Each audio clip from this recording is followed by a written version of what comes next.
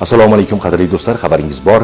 Joriy yilning 1-aprel kunidan boshlab qoidabuzarliklarni onlayn tartibda aniqlovchi kamera va radarlar tomonidan aniqlangan ba'zi qoidabuzarliklar, ya'ni svetoforning taqiqlovchi chirog'iga bo'ysunmaslik, yo'lning qarama-qarshi bo'lagida harakatlanish, to'xtash yoki to'xtab turish qoidalarini buzish, shuningdek tezlik qoidalarini buzish singari qoidabuzarliklar uchun ham jarima ballarini hisoblash tartibi joriy etildi.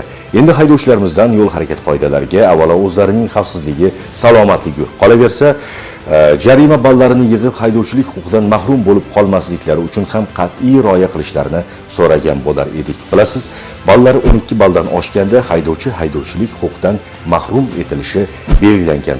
Bunda albatta imtiyozli holatlar ham mavjud. Agar haydovchi 6 oy davomida qoidalarni buzmasa, birinchi qoidabuzarligi uchun hisoblangan jarima ballaridan 2 ball chegirib tashlanishi belgilangan. Qolaversa, 12 oy davomida qoidalarni buzmagan haydovchiga imtiyoz tariqasida keyingi davriylikda birinchi yo'l harakat qoidabuzarliklari uchun birinchi jarima balli chegirib tashlanishi belgilangan. Bugun 22-aprel, agar 1-aprel sanasidan hisoblanganda 22 kun davomida hattoki ba'zi haydovchilar 10 ballgacha yig'ib olgan holatlar ham mavjud. Bilasiz, jarima bali olingandan so'ng uni boshqa haydovchiga qaratish, ko'chirish yoki boshqa uslublarda o'chirishning umuman imkoni mavjud emas.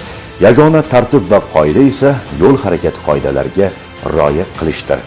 Xabarni manfaatli bo'lish uchun haydovchilarga yuborib qo'ying.